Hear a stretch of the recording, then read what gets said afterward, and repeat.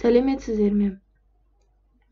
4-ші сынып білім алушыларына арналған математика пәні бойынша құрама есептер тақырыбындағы сабағымызды бастаймыз. 152-ші сабақ.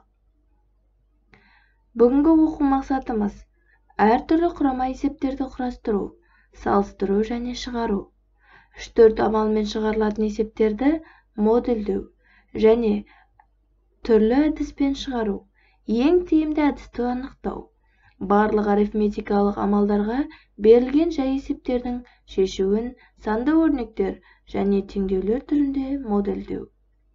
Дескрипторы есептерге талдау жасайсың және шығарасың. Балалар, ендеше оқулығымыздың 83-ші бетіндегі бірінші тапсырмаға назар аударайық. Есепті шығар. Ғарышайлыққа тік төртбұрыш пішінді кіші бақылау алаңы салынды. Бұл тік төртбұрышты алаңқайдың ұзындығы 400 метр. Ені оның ұзындығының 8-ден 5 бөлігін құрайды. Осы алаңқайдың қоршауының ұзындығы қандай делінген? Ең алдымен біз есептің шешуінде енін тауып алайық. Енін табу үшін біз ұзындығын 8-ге бөліп шыққан санды 5-ке көбейтеміз. Мәні 250-ге тең екен. Ендеше периметрін табайық. 400 бен 250-дің қосындысын мәнін 2-ге көбейткенде мәні 1300 метрге тең болады екен. Демек, алаңқайдың қоршауының ұзындығы 1300 метрге тең екен. 4-ші тапсырма. Есепті шығар. Алматыдан Байқоңырға қарай бір уақытта 63 км/сағат жылдамдықпен автобус және 77 км/сағат жылдамдықпен автокөлік жолға шықты. Екі қаланың арақашықтығы 1386 км-ге тең. 6 сағаттан кейін олардың арақашықтығы қандай болды және әр көлік жолда неше сағат болды?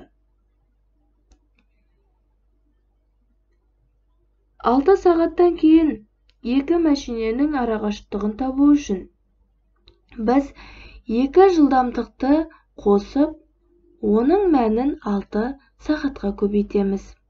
Шыққан мәнді арақашықтығынан азайтамыз. Ендеше өрнек құрайық. 1386-дан азайтамыз. 63 пен 77-ның қосындысының мәнін 6-ға көбейтіп, 1386-дан азайтқанда 546 км тең болады екен. Демек, екі автокөліктің 6 сағаттан кейінгі бір-бірінен арақашықтығы 546 км тең болды. Енді әр көліктің жолда неше сағат болғанын анықтайық. Ол үшін арақашықтықты жылдамдыққа бөлеміз. 1386-ны 63-ке бөлген кезде мәні 22-ге тең болды. Демек, автобус жолда 22 сағат болды.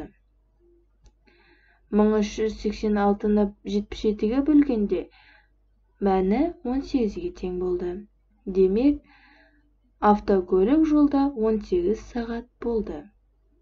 Балалар, есептерді дәптерімізге толық орындап жазып отырамыз.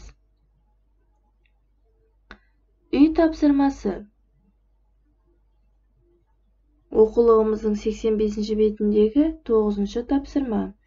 Теңдеу құр және шығар. 9-ші тапсырмада сіздерге берілген. Арман бір сан ойлап, оны 2-ге бөлді. Нәтижесін 302 есе арттырғанда 82478 саны шықты.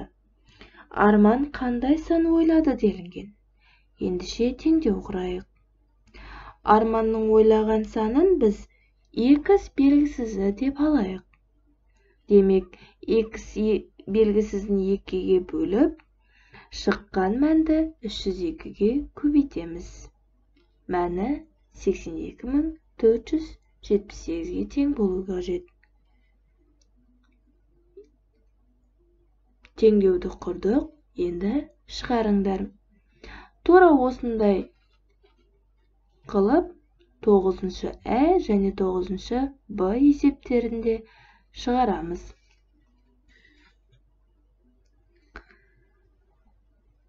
Және өзіңді тексер. Нені үйренгеніңді тексересің. 153-ші сабақ. Оқулығымыздың 86-шы және 87-ші беттерінде. Өткен тақырыптарымызды қорытындылаймыз. Нені білгеніңді түсінесіңдер. Осымен бүгінгі сабағымыз аяқталды. Сау болыңыздар.